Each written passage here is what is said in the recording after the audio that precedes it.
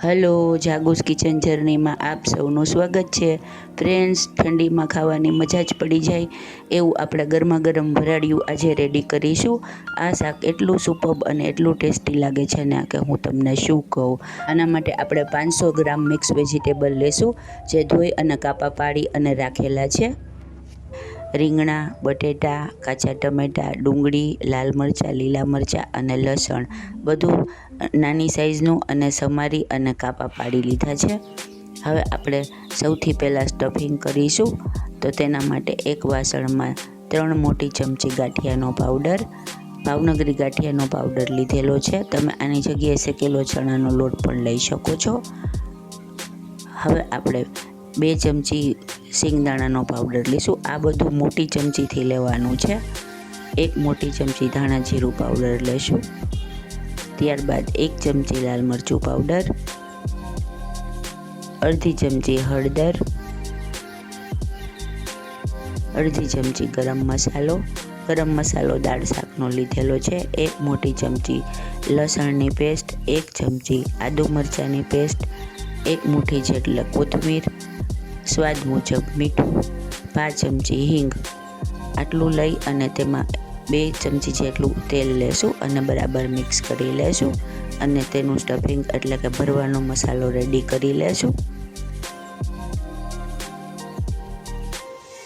Friends, આ કાઠિયાવાડી વરાળિયું ખાવામાં એટલું જોરદાર અને મજેદાર છે ને કે હું તમને શું કહું. તો તમે એકવાર ચોક્કસથી ટ્રાય કરજો. આપણો મસાલો રેડી થઈ ગયો છે. હવે આપણે તેને બધા શાકમાં ભરી લેશું. ફ્રેન્ડ્સ, વરાળિયામાં ભરાય એવા શાકનો ઉપયોગ કરવાનો. અને લસણ ઘણી જગ્યાએ આખું મૂકે છે, પણ આપણે આખું લસણ ખાવામાં આવે તો તેના ફોતરા પણ અંદર આવે છે, તો થોડુંક મેસી થઈ જાય છે. એના માટે આપણે લસણની કળી લીધેલી છે. આવી રીતે આપણે બધા શાકને ભરીને રેડી કરી લેશું. રીંગણા, બટેટા, કાચા ટમેટાં, ડુંગળી, લીલા મરચાં, લાલ મરચાં વગેરે બધાને ભરી લેશું. સરસ રીતે એકદમ સ્ટફ કરી લેવાનું છે.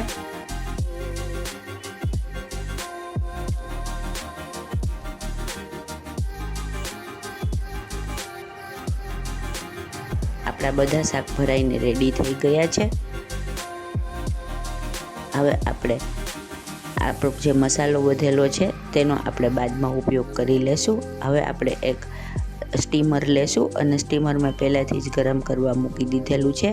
તેમાં આપણે બધા શાકને એરેન્જ કરી દેશું અને જ્યાં સુધી તે ચડે નહીં ત્યાં સુધી આપણે તેને ચોળવી લેશું. ફ્રેન્ડ્સ, ગેસની ફ્લેમ મીડિયમ ટુ હાઈ રાખવાની છે અને તેને બધાને સરસ રીતે આપણે ચડવા દેવાના છે. ઓલમોસ્ટ 15થી 20 મિનિટ સુધીમાં બધા શાક બફાઈ ગયા છે. આપણે ચેક કરી લઈએ. જો આપણા બધા શાક બફાઈ અને રેડી થઈ ગયા છે, સરસ રીતે સ્ટીમ થઈ ગયા છે. હવે આપણે એક પેન લેશું અને તેમાં 4થી 5 ચમચી જેટલું તેલ લેશું અને ત્યારબાદ અડધી ચમચી હિંગ લેશું. ફ્રેન્ડ્સ, કાઠિયાવાડી શાક છે તો તેલ તો વધારે હોય જ, પણ ક્યારેક તો ચાલે. હવે હિંગ બરાબર આવી જાય એટલે આપણે તેમાં 2 કાચા ટમેટાની પેસ્ટ મેં મિક્સરમાં કરીને લીધી છે તે લેશું. કાચા ટમેટાની જ મિક્સરમાં પેસ્ટ કરી લેવાની છે. તે બરાબર સંતળાઈ જાય ત્યાં સુધી તેને શેકીશું. ત્યારબાદ તેમાં ટમેટાની પેસ્ટના ભાગના જ મસાલા કરવાના છે, કેમ કે શાકનો મસાલો આપણે અગાઉથી કરી લીધેલો છે. આના માટે અડધી ચમચી લાલ મરચું પાવડર,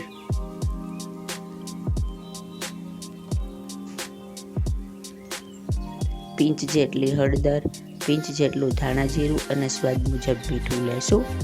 ફ્રેન્ડ્સ, જો તમે મારી ચેનલ પર નવા હો તો મારી ચેનલને સબસ્ક્રાઈબ જરૂરથી કરજો અને બાજુમાં રહેલ ઘંટડી દબાવી દેજો, જેથી મારી નવી રેસીપીનું નોટિફિકેશન સૌથી પહેલાં તમને મળે. અને જો મારી રેસીપી તમને પસંદ આવતી હોય તો તેને વધુમાં વધુ શેર કરી અને મને સપોર્ટ કરજો. આપણી ગ્રેવી સરસ રીતે થઈ ગઈ છે.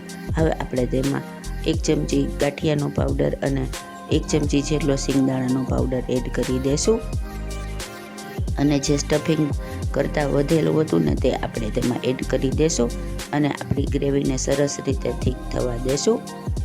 ગ્રેવી સરસ રીતે શેકાઈ જાય એટલે તેમાં એકાદા ગ્લાસ જેટલું પાણી એડ કરી અને ગ્રેવીને રસોવાળી કરી લેશું.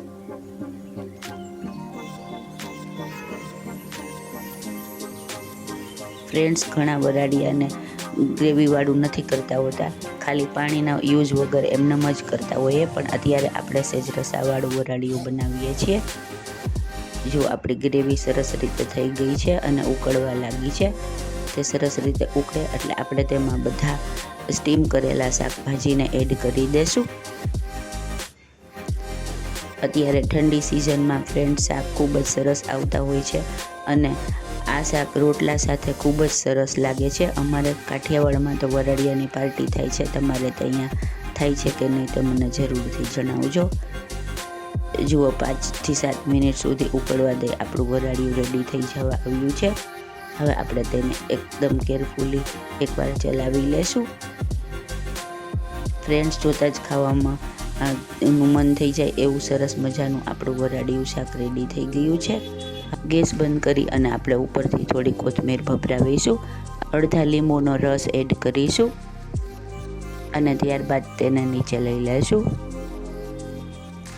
જુઓ, આપણું એકદમ ટેસ્ટી અને એકદમ સુપર હોટ વરાળિયું રેડી છે. હવે આપણે તેને સર્વિંગ પ્લેટમાં સર્વ કરીશું. ફ્રેન્ડ્સ, લુકમાં એકદમ જોરદાર અને ખાવામાં એકદમ મજેદાર, તીખું અને તમતમતું એવું આપણું કાઠિયાવાડી વરાળિયું શાક રેડી છે. તો તમે પણ આ શિયાળામાં ચોક્કસથી બનાવજો અને તમારા ઘરવાળાને અને ફ્રેન્ડ્સને વગેરેને ખવડાવજો. છે ને એકદમ જોરદાર, ખાવામાં એટલું જ મજેદાર છે. હવે આપણે તેને ચેક કરી લેશું. જો એકદમ સરસ રીતે ચડી ગયું છે. ફ્રેન્ડ્સ, જો તમને મારી રેસીપી પસંદ આવી હોય તો મારી ચેનલને લાઇક, શેર અને સબસ્ક્રાઈબ જરૂરથી કરજો. ધન્યવાદ.